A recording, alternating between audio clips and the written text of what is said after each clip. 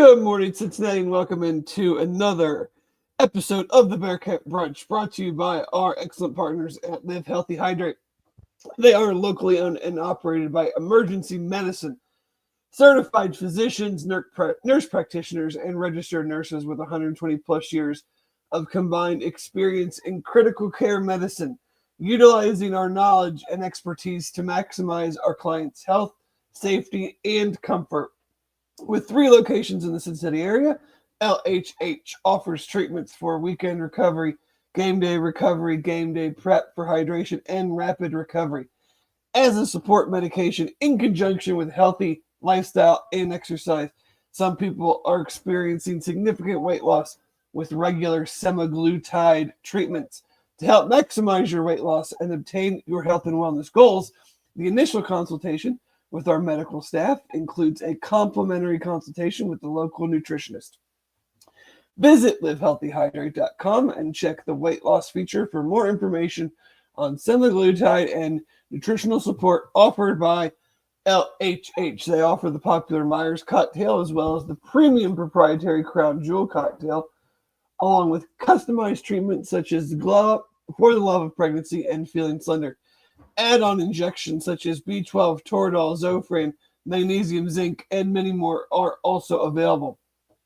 Most IV treatments are $99.99, as well as some custom and premium treatments at $129.99. They offer gift cards, and please make sure to check them out on Facebook, Instagram, X, and at livehealthyhydrate.com. With that, we are here to talk about the final Bearcats game of the season. Nippert night, a 20-13 loss to TCU, which completes the unfortunate 5-game skid to end the season, putting the Bearcats at 5-7 overall. Good morning, Pat. Good morning, Thomas. And of course, most importantly, good morning, Jeff. Good morning, Dave.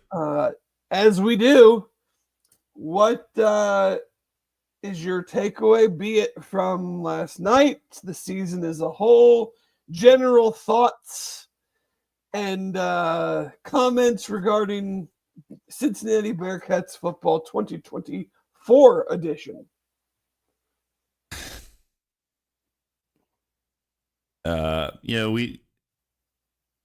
We said this, 5, 6, 7 week, whatever, like you're 5-2.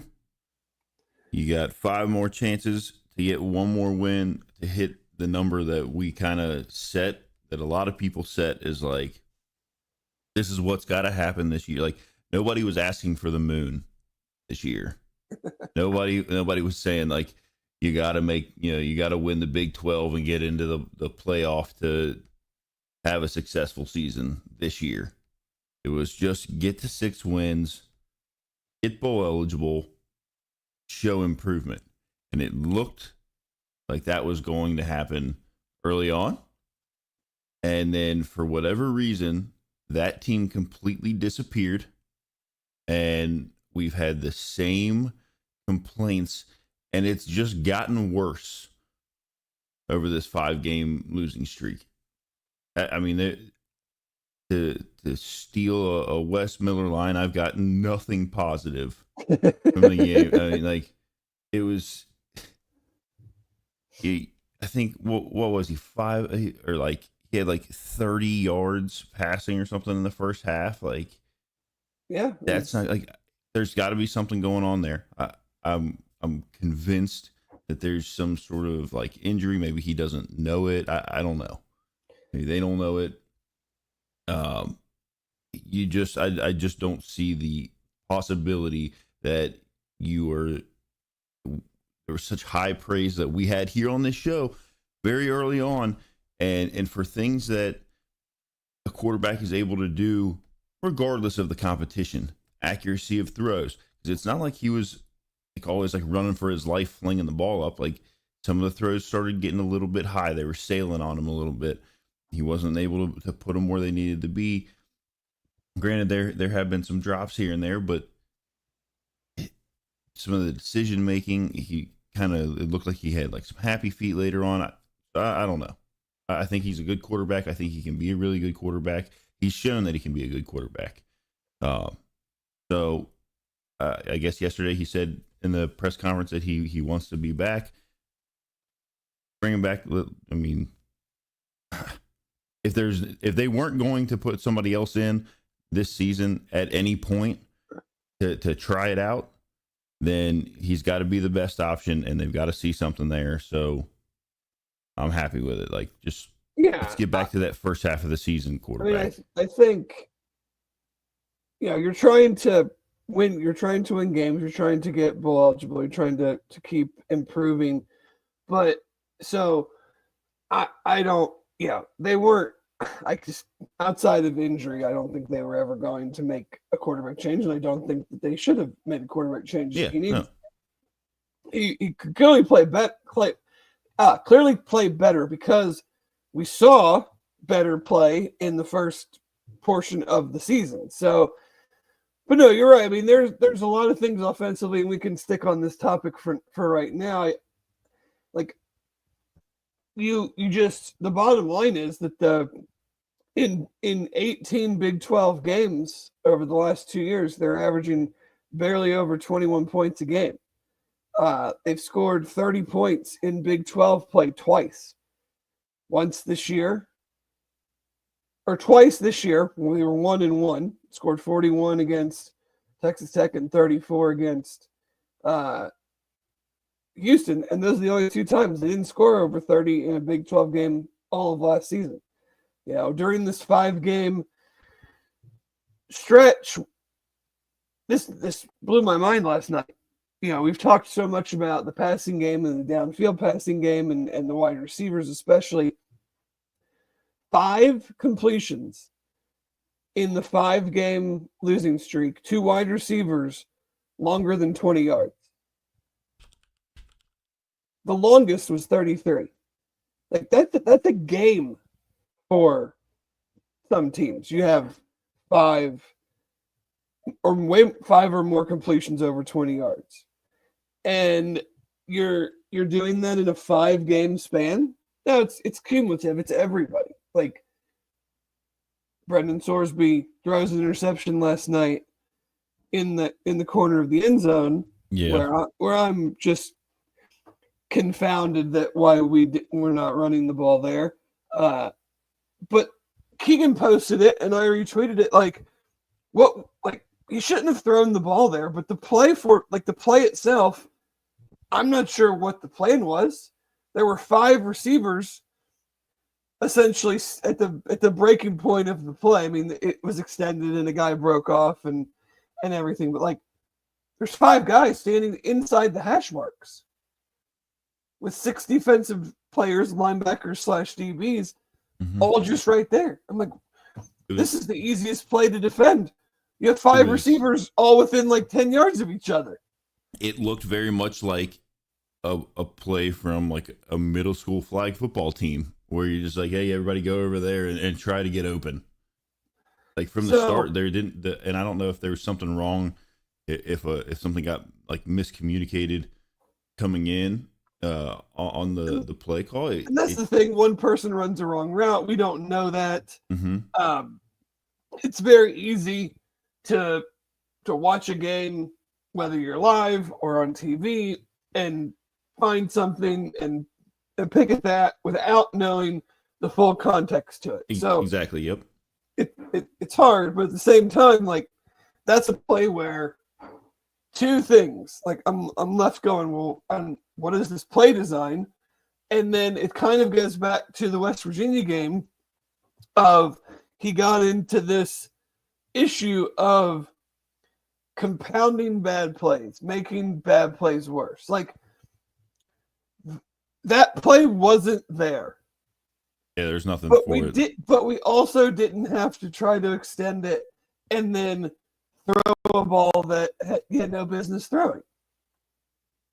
And I don't know if he was, I mean, I don't know if he was trying to throw that one out of the back of the end zone and just didn't get enough on it, but because the only person that was over there when he threw that pick was the TCU guy that intercepted it. I don't know if he was trying to like get it out of bounds or if he was just because it didn't make sense where the ball ended up. I mean, it's clear that this team can 2 years in a row, they can, and I think they probably would tell you that the run game this year, maybe as a whole, I don't know. Maybe I don't want to say underperformed. I mean, you had Corey go over and I don't want to get to him specifically, but like you had Corey go over 1,000.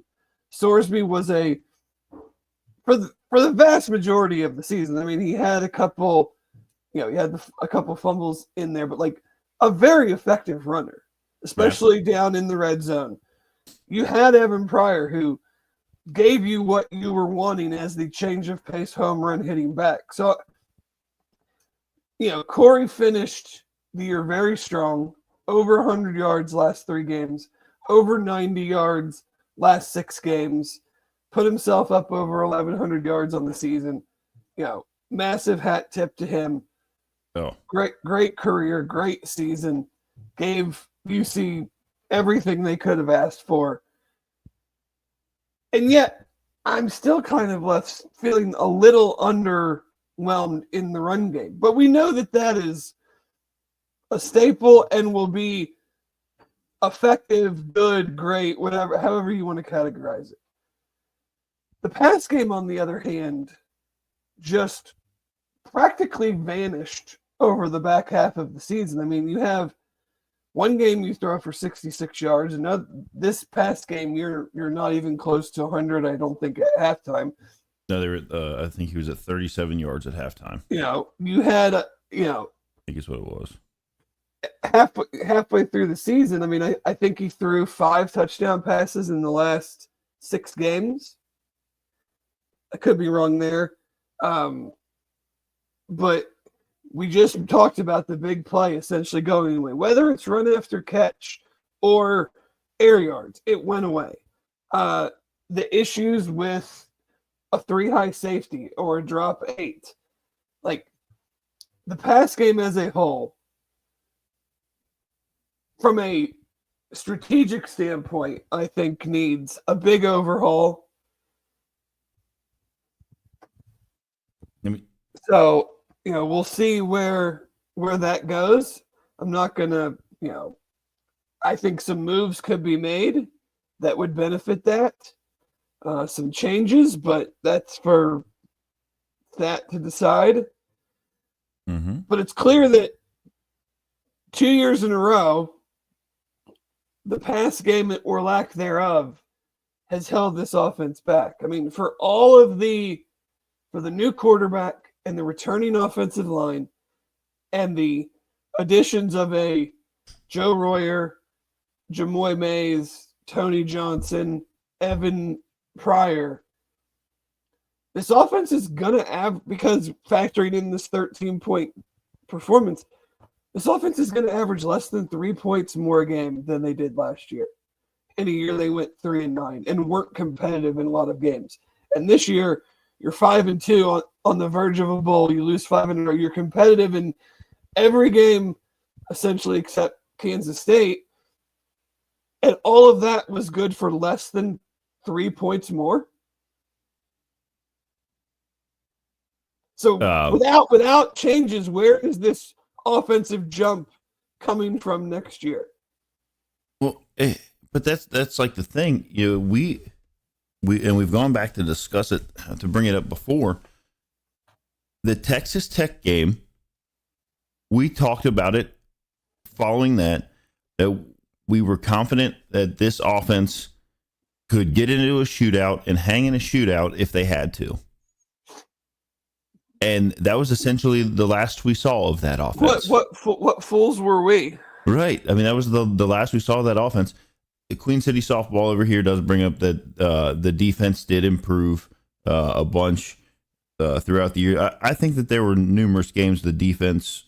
Yeah, I think there's some nuance to that. They gave some opportunities here and there that the offense didn't capitalize on. I mean they're gonna finish ahead. Like the defense is gonna finish ahead of the offense in SP plus, which again, go back 6 weeks ago. And if I'd have told you that, you'd have been like, well, this doesn't portend well for the rest of the year. Because yes, I agree. They did improve. Yeah. I would say they improved more in the front seven. Again, there's a common theme in what I think myself and most people feel needs to happen. I think for all the new parts, and actually playing some young guys significant defensive snaps and a new scheme, I think they did fine. We talked about it. Yesterday's performance, the Iowa State performance, the West Virginia performance, like the defense played good enough for you to win those games. Yeah. We knew they were never going to be great. They made improvements, I think, definitely against the run. You saw the linebackers get better against the run as the season went on, and against the pass, really. And you saw the defensive line play the run well. We still didn't get enough pressure on the quarterback outside of Jared Bartlett. And I think part of that is personnel and part of that is scheme. I think they could have been a little bit more aggressive. But the flip side of that is exposing a secondary that was clearly the weak part of the defense. I mean, if you're going to look at parts of the defense, most everything improved, whether it was marginally or significantly, except pass coverage. That was almost identically in line to what they did last year. So, there were also plenty of times, and we kind of talked about it also going on, where I routinely say, like, you can't give up. You got to be able to get off the field on big third down plays, right? Like you've got to be able, like when you push them back, you've got to be able, and it started to creep back in again this season where, it would be 3rd and 8, 3rd and 12, and they're giving up soft, zone areas in the middle, like right in the middle of the field, where they're giving up big. They were 5. They held TCU to 5 for 15 on 3rd down, and this is the problem with, you're asking them to almost, because of the offensive struggles, you're asking a very middle of the road defense. I think coming into this game, they were 68 in SP plus. That is pretty much the middle. Yeah. There's 134 teams. I mean, it's hard to get more middle than that. In the middle than that. But you're essentially asking them to pitch a perfect game. The very first drive of the game, you get a 3 and out. You muff the punt. That and then you put your defense. The defense did the thing. They got the 3 and out. Then you put them back out there, and they give up. Now, great, it was a really nice pass and a really nice catch, but it's 3rd and 14. They bring pressure. They don't get there. The guy is wide open, and he makes a great catch, but he's wide open. So you just ask the defense that you can't ask to be perfect. They did the thing, and then they have the mess up because they're not perfect, because they're middle of the road. Because you have another special teams blunder that leads to a touchdown. So, again, I hate saying it. There's a common theme in these areas. I mean, how many special teams penalties last night? How many, you had a false start, you had a running into the kicker that I didn't actually think was a penalty. I thought he got blocked into him, but we fumbled the punt, so it didn't really matter. Right. And it wouldn't have been a first down anyway. You kicked the ball out of bounds right after a touchdown. You have errors fielding punts after you muff the punt. It's a nightmare. And that, coupled with the one piece of the defense that did not improve, you have to make a change. If you want Tyson, you let Satterfield go out and make an outside hire for a defensive coordinator that seems to be the right hire.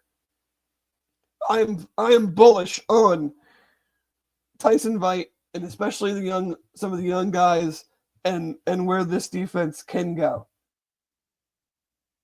Let him go out and get. Let him cook. Is that what you're trying to say, Dave? Let him get position coaches that Yeah. he feels can coach the system the way he wants it coached. Like, that's fair. I love the guy, but like for the last month, if you said what are the two things that have kept UC from winning games, I would say, well, three things: the offense, just overall regression, special teams, and the secondary. One person's in charge of two of those. I mean, yeah, I don't like talking about it, but that's the truth, man. Like if Satterfield's going to stand up there last night and say after the game that we are going to look at, I'm not going to read his quotes back verbatim, but like essentially we're going to look at every single thing down to, are we doing spring practice right? Okay. If that's true, that you're going to look at every single thing and you're going to make changes that you can make, then you cannot go into year 3 with the exact same coaching staff. Absolutely not.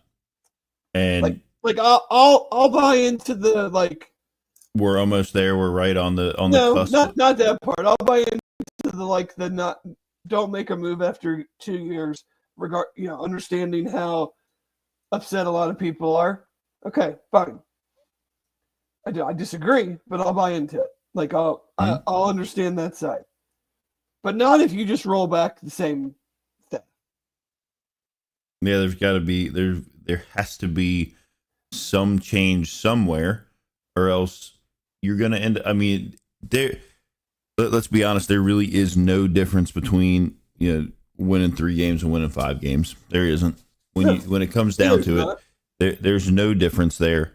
And just getting to 6 next year would not be. And now like we talk about expectations and we say things like, okay, if what a roller coaster like this year, like at least last year, like we quickly realized like where we were headed.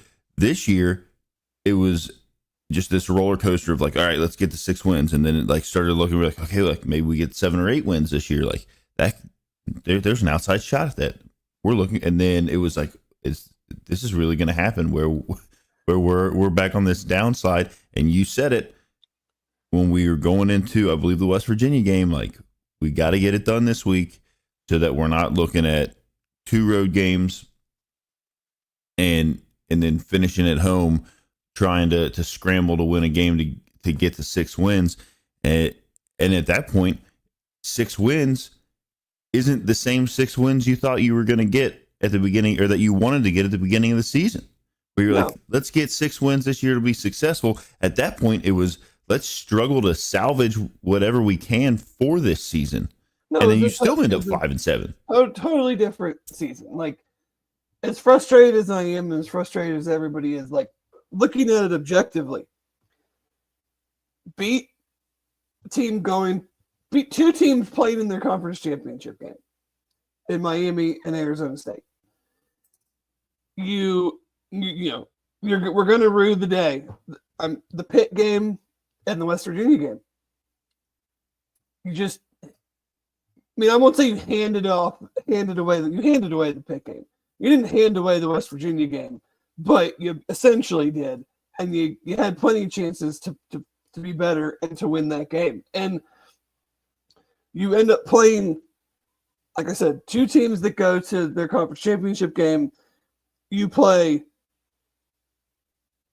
or actually 3 teams, because you lost to Iowa State, but you played both teams in the Big 12 championship game. You played the 4th place finisher, the 6th, the 7th, the 8th, the 9th place finishers. So 1, 3, 4, 6, 7, 8, 9. You played a much harder schedule than you played last year. But which only makes it more frustrating to me that you played a harder schedule, you played better, and we still couldn't in especially those two games, couldn't figure it out. You would have put yourself in such a different position, such a different mentality, and now you have this off season, this summer of just and you don't have a great recruiting class coming in. Nope. I mean, we'll average. see. We'll see how that finishes out on Wednesday. Sat talked last night about a smaller portal class, which to me is good because that hopefully means that they're not expecting A bunch of people to leave. a bunch of defections. That's always good to me. You can talk about flipping rosters. It's not. I just don't think it's going to be sustainable to just do that over All and the over time. and over Yeah. again at such a high number. You need to have players playing in your system multiple years. Like what the defense we felt took some strides, but then what good is it if half of those guys leave and then you gotta replace them.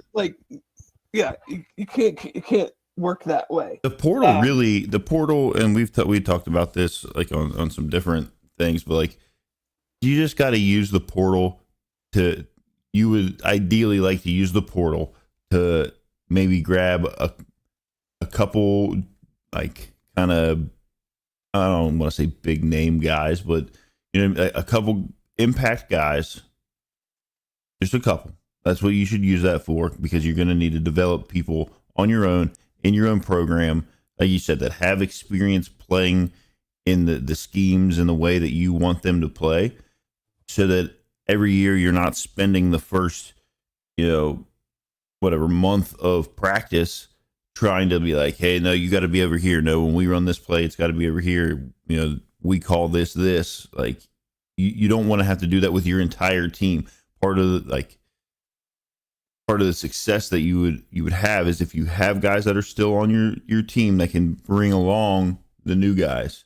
And if you're, like you said, if you're replacing half or more, and you're having these like portal classes where you're essentially piecemealing a team together every year, it's going to be a crapshoot of where your success lands, depending on how quickly they can pick things up. Yeah. I'm not overly upset about hearing that. Like, okay, it's going to be a smaller portal class. That's fine. Identify guys that fit in your system. Maybe they played in that system at another place, whatever. Identify those guys, get them here, and then worry about recruiting in and bringing in dudes that you can end up, coaching up that way and bring them along in your system. Yeah, I think the positions are obvious, but they're positions. It's what everyone's going to want. I think they need some wide receivers. They need to try to find some offensive linemen, defensive linemen, and corners. Yeah, just like. But everything that I've read so far is that expecting the offensive line group coming into the portal to not be that great, and of course that value is going to get pushed up because they're offensive linemen. They got to find some dudes that can get after. Like, the next step on the defense is some guys that can get after the passer, and some guys that can cover. I think so. Greg, I think we could potentially have Royer for another year. Yeah, he's a redshirt junior, so he has a decision to make whether he wants to go pro, come back, or transfer elsewhere. You have to keep that in mind. That there are multiple pathways to go here. So they seem confident that, again, we'll see how the high school things close out this coming week, but they seem confident that a vast majority of those guys will be early enrollees, and we saw that certainly benefited several of the freshmen in this last class. Oh yeah, they were able to get up to speed faster. They were able to get on the field faster and not look out of place. And I felt like continued to improve, especially on the defensive end. The offensive side of the ball was pretty veteran. The defensive side was where there were more opportunities to be had, and I thought whether it was Simeon Coleman, Monte Whedon, Jaquan Sanks, Marquez Parker, I saw Marquavius Sabor got more defensive snaps last night.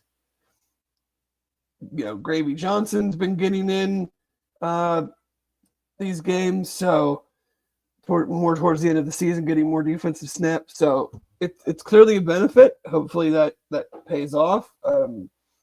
We'll have plenty more this week on recruiting stuff. But yeah, it's got to. I mean, it seemed we talk about every little part. It's all got to get better. Yeah, like they got to recruit better guys that are more ready to play. They got to do better. Well, they did pretty good in the portal this year. Like I thought, a good number of guys that they brought in made positive contributions, regardless of what school they came from or how. But need more of it. Need guys to come in and really be, true, impact players. And then need the guys here to take the next step. Like, it'll be interesting to see where does this all go in year 3? Because we knew what the issues were last year. I don't think it was lip service that in those behind closed doors, inside the walls situations, things improved greatly.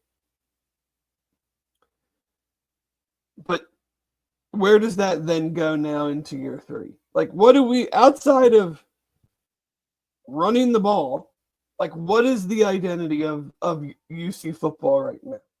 What is, like, I hate using the C word, culture. But, like, we knew what this program was for good and bad in the 6 years of Fickle. You knew what UC football was. I don't know you can positively put your thumb down and say what that is or what that is moving forward right now. Well, that's something that they're going to have to figure out. If they can't, at some point there'll be another group that's going to come in that could figure it out. Or there's going to have to be, I should say. For sure, because, I mean, yeah, there needs to be a significant jump from, if you're going to, and again, I'm going to disagree. Yeah. But if you're going to sit there and tell me that we're close and there were just a couple of things that didn't go our way, then a flipping of that doesn't mean we get 6 wins next year. No.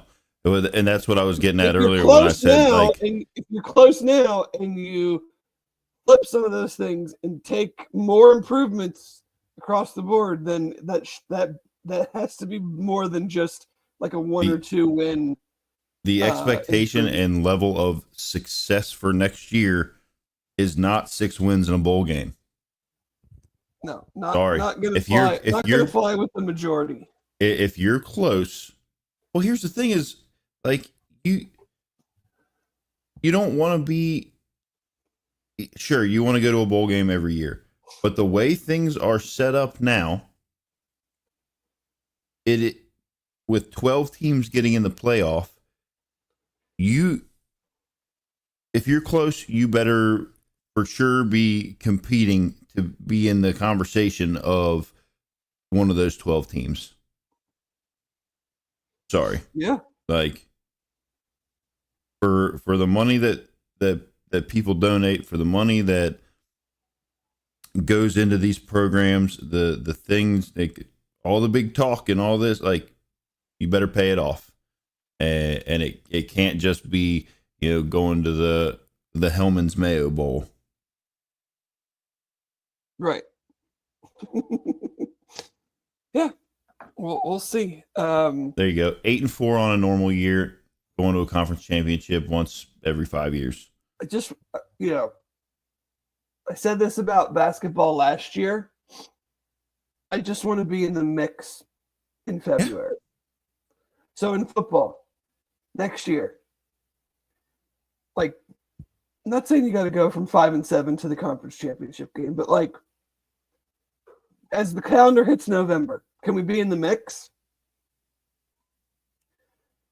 Because if you're in the mix, then you still might go 7-5 or 8-4, but that means you're at least, the trajectory is at least going in the right direction, and you're competing with, what did I say? Wednesday, I think Wednesday night. Like, there's no, I don't see this happening next year either.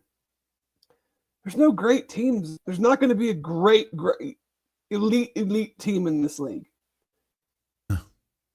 I just don't see it for right now. So and there was a lot of shifting at the top of this league through the last few weeks. You're competing against teams that are maybe at the high end of top 10 team, but all in like a 20 to 60 range. Just be in the mix to represent one of those two teams that play in the conference championship game, and then whatever happens. But yeah, I know we've used them before, but it's kind of like, you have a Colorado team, and I understand there's some different circumstances and whatnot involving whatever, but you got a Colorado team. Like, we were on the same kind of in the same position when we played each other. Yeah, we were. And it, the path split, and we went down a very not an exciting one. I mean, if we finished, you finished this season, like, I mean, what did Colorado would have, I think, like 9-3. Yeah. So, and yeah, they didn't. They're not they didn't get into the Big 12 championship. I don't know I didn't get a chance to see what all the tiebreakers and things. I don't think they would have, because they were 9-3. And there's some 10-2 teams. So, but that's what you want. Well, the point is, you want to be relevant. Let's be real. They've done it two different ways, clearly, but like Arizona State and Colorado, Deion Sanders, Kenny Dillingham both took over absolute messes. Like, awful Arizona situations. State with Herm Edwards at the end there was the dumpster fires of all dumpster fires. I was going to say, they were saying that there were coaches there that were giving playbooks to opposing teams. Like, that's how bad that was there. And in 2 years, he's in the conference championship game.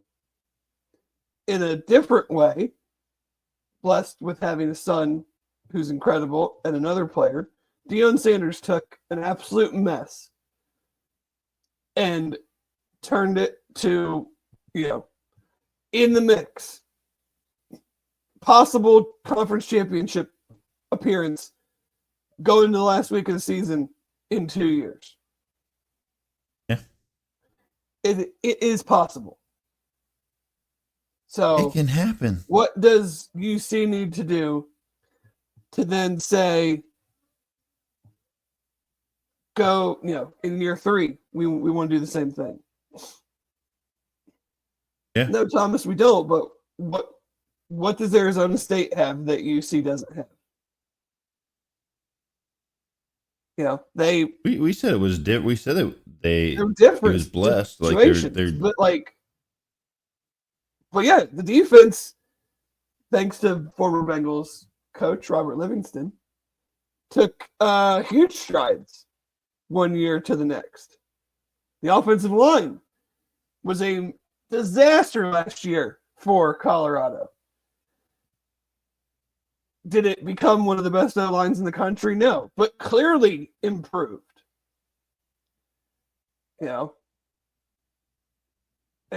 Arizona State ends up going 10-2.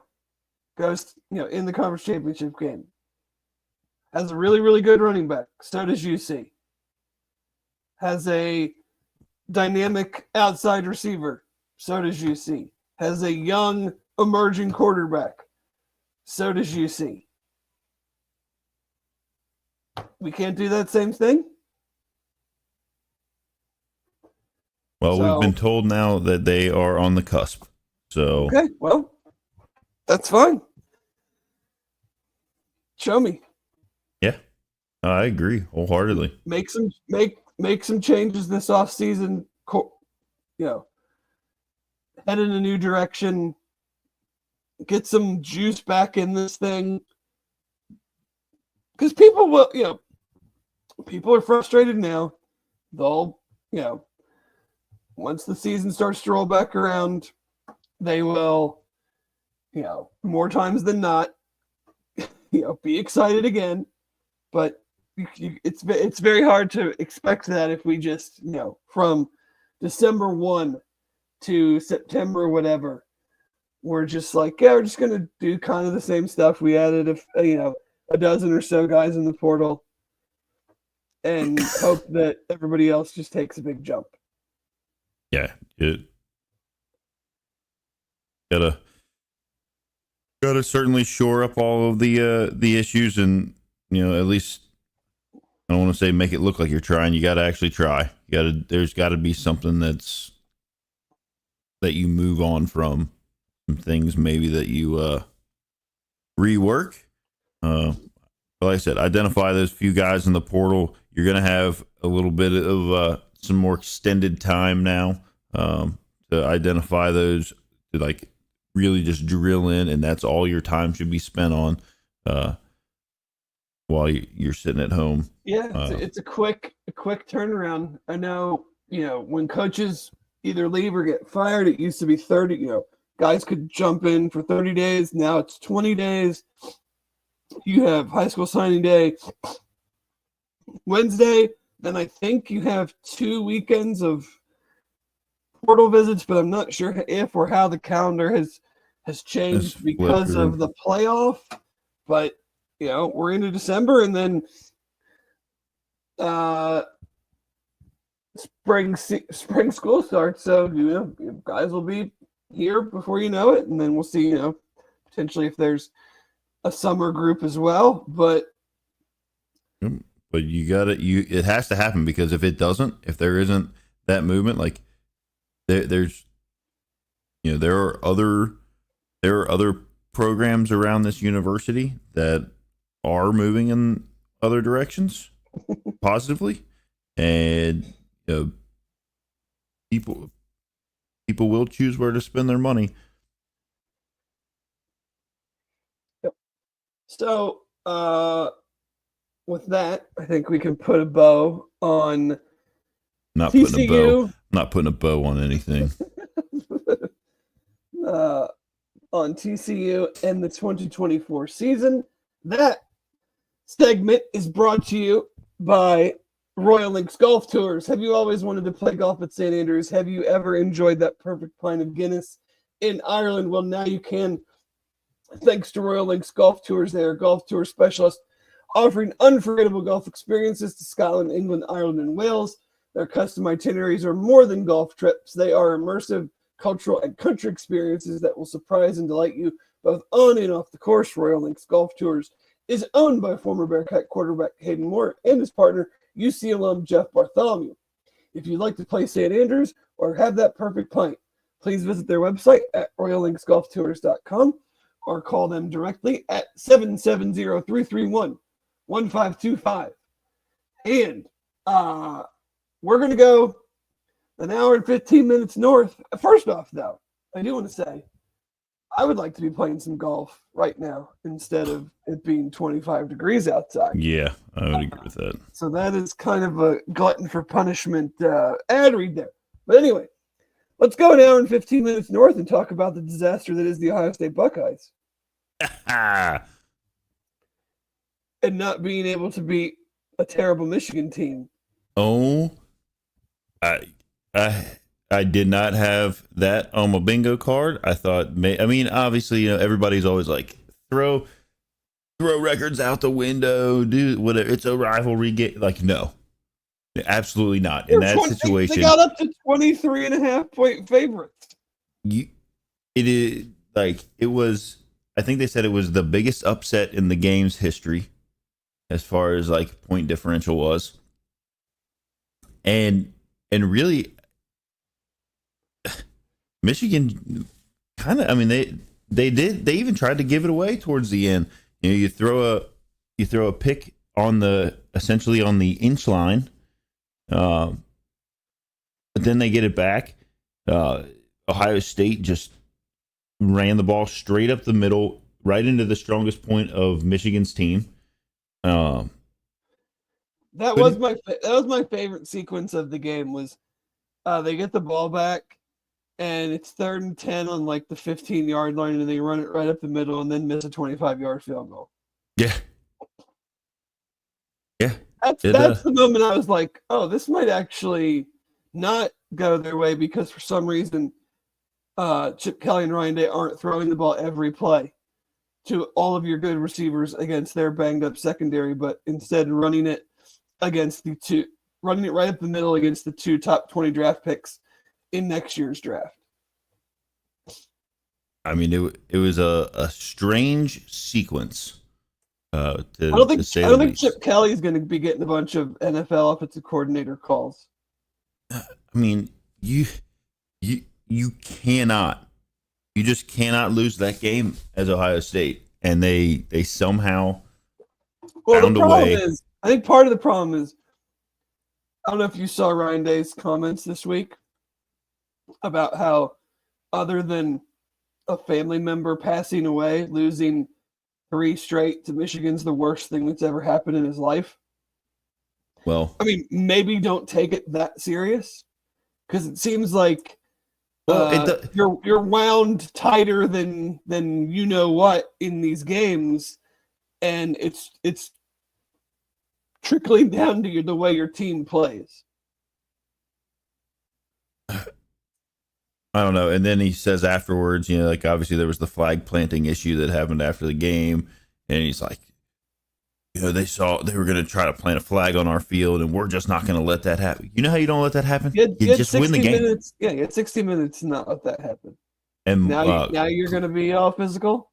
The Michigan running back Mullins, I mean, he said it perfectly after like the scuffle happens, and then they went back to still went back to interview him, and he's like, look, it's bad for football, it's bad for the rivalry, it's bad for this, but those guys over there got to learn to lose. Yeah.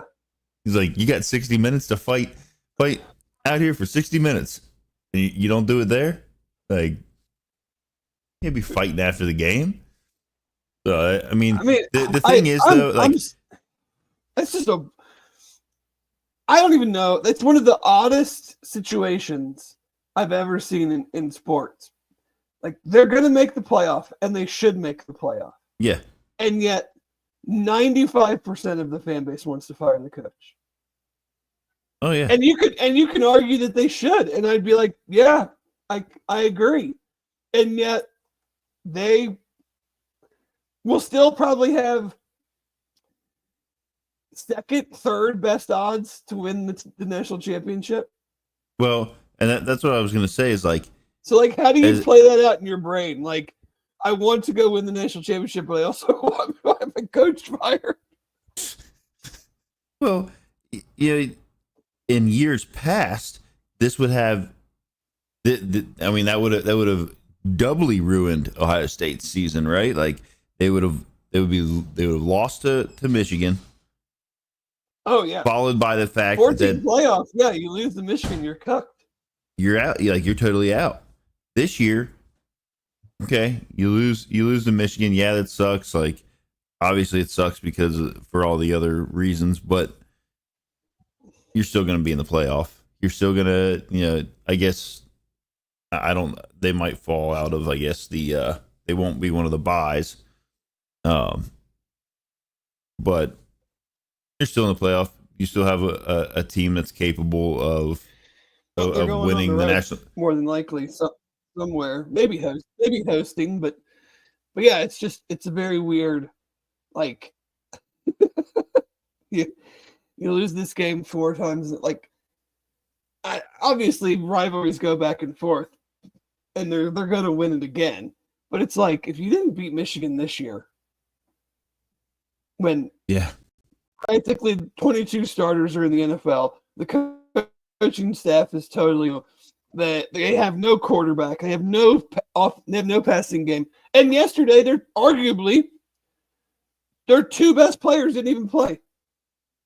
Will Johnson at corner and Colton Lovelace at tight end. Like their two of their four best players didn't even play. Well, and then you had Donovan Edwards got hurt. Yeah. It was like I have a buddy that is very. I mean, he went to Ohio State. He was at the game. He was not having a lot of fun in the group text. Michigan got him a few extra fans in the Queen City this week with a couple of their results. But yeah, moving on. So you're gonna have Oregon, Penn State in the Big Ten championship game. Texas beats Texas A&M last night, so that puts them and Georgia in. I think it's safe to say both of those teams will be in the playoff, regardless of the result there, which they should be. Mm-hmm.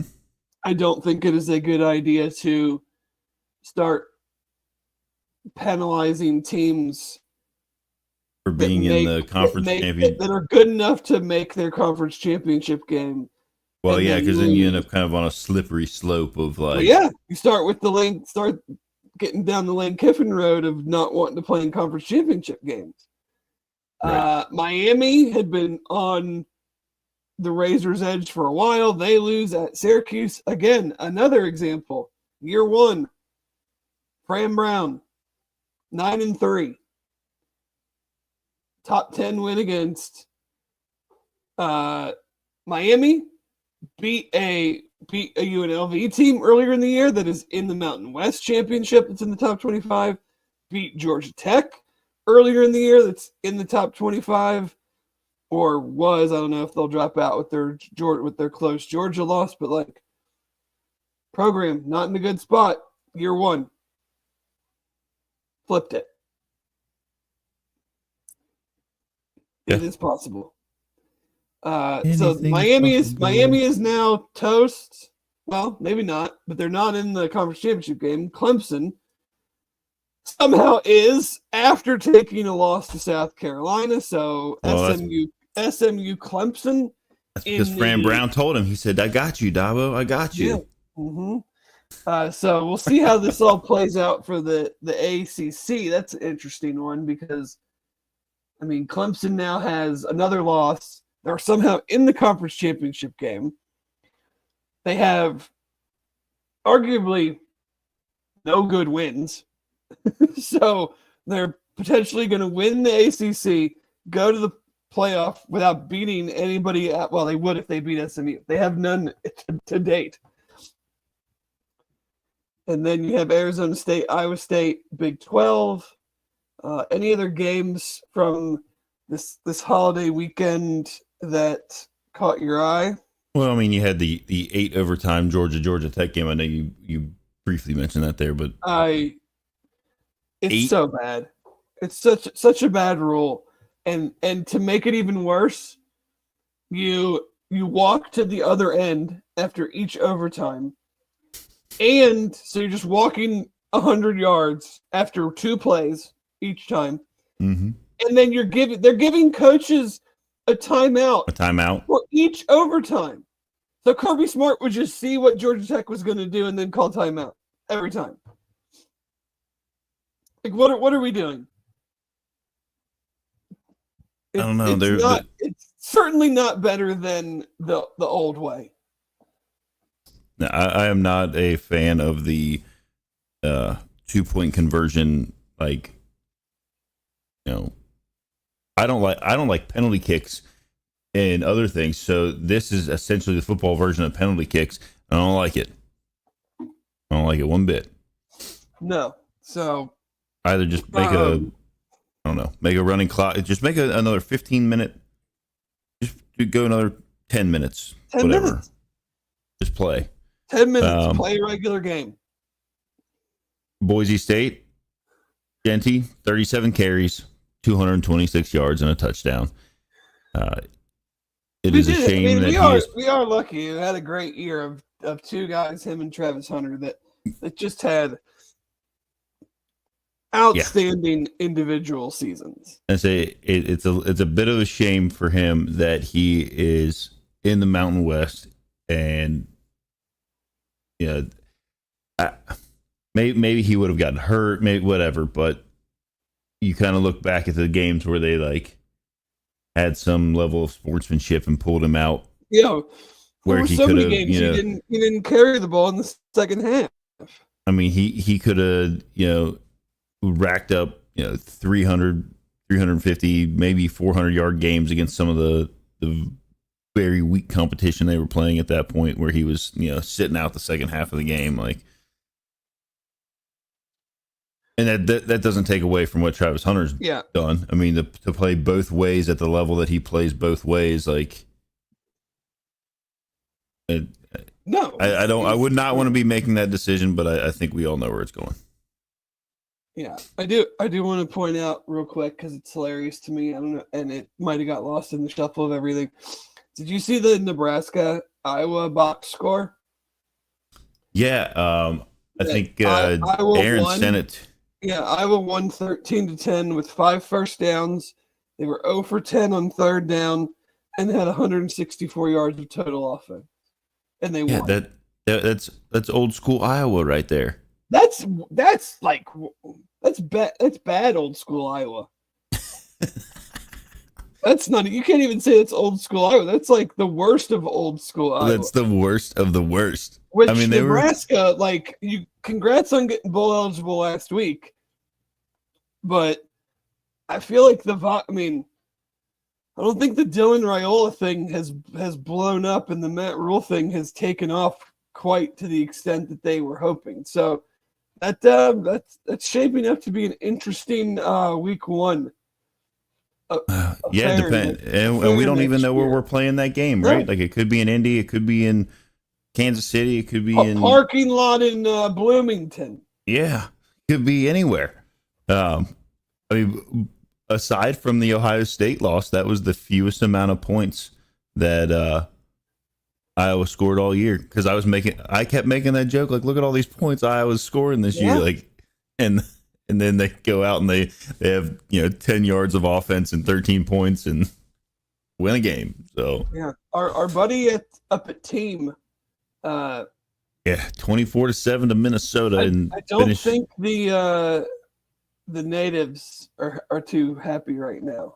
I think restless is a good term for what's going on with the fan base up there. Notre Dame, our good friend Marcus Freeman, goes out to USC, handles business out there. Hat tip to Mike Mickens as well. Has that defensive backfield playing well even through some significant injuries. Yeah, so it's funny how just in 3 years, Notre Dame, when UC played Notre Dame, still a very good team, but defensively especially, Marcus has done a real, and obviously other coaches are helping with this as well, but done a very, very good job increasing the athletic ability and playmaking ability from on the defensive side of the ball. I think there's a stark difference that you're seeing with what they have now to what UC played against, outside of Kyle Hamilton really, and Cam Hart at corner. They've taken a big jump. I think that's a big part of their success this season is on the defensive side. So very, very happy for them. They may actually, with that win, they might move into. They can't get a bye. They can't get it. Because of the because of the conference championship thing. That's right. See, that's another goofy. I think so. I don't know. I've paid about as little attention to this whole playoff bracketing and pick and polls and everything just because UC's not really involved, and I feel like I spent enough energy on that 4 years ago or 3 years ago trying to tell my UT friends that are doing the same thing we all did of being like, guys, there's more games left to play. Like, there's no point in arguing or trying to figure out why this team is ranked here, or like just let the games play out. And yep. But it's hard when you haven't been good. We've been good much more recently than they have. So I'm teaching them. I'm teaching the Blue Bloods how to handle it, how to handle the trials and tribulations of the college football selection committee. Oh God. Indiana got back on track with a big win over Purdue is god awful. I mean, I don't know how you keep the coach. The whole recruiting class, I think, decommitted over the last week or so. But yeah, 1-11 at Purdue. That seems to be. I don't know how you, like, we're talking about us trying to sell improvement to in the mix. I don't know how you try to sell that.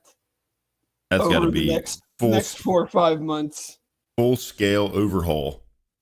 Oh, Gus Malzahn does UCF a solid by air quotes resigning and taking the Florida State offensive coordinator position, where if I'm an FSU fan after this season that they've had, I'm not sure I'm like excited about that. Excited that this is our big move. It's gonna turn things around. It was the he did UCF a solid and not FSU. Yeah, that's I'm not sure what. I guess Norvell has a long relationship with him. Gus gave him his first like grad assistant or some coaching position at Tulsa. Roads lead back to the coaching tree at Tulsa. All roads at Southern schools just lead back to nepotism and relationships and incest. Like, we could only hire people that we know, and we could only hire people that have ever coached in this conference because they're the only ones that know ball. Yeah, exactly. It just means more. But there seems to be some potential for movement at West Virginia. Well, that's one to watch over the next 36, 48 hours. North Carolina is open after Mac Brown said he was coming back, and then they said, no, you're not. That's not going to work for us here. He said he was coming back before he talked to anybody in the athletic department. They were like, Yeah, I think it'd be best if you didn't. Yeah, I think we're going to look elsewhere. See what goes there. The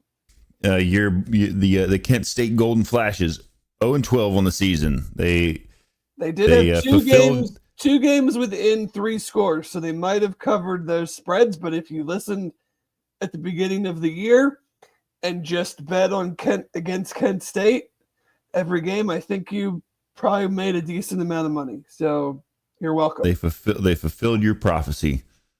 Over. Yeah. Temple ended up being not terrible. Still fired their coach, like it's his fault. I mean, like some of these programs, like, it's the second year coach's fault that you guys still stink. Man. I don't know. But whatever.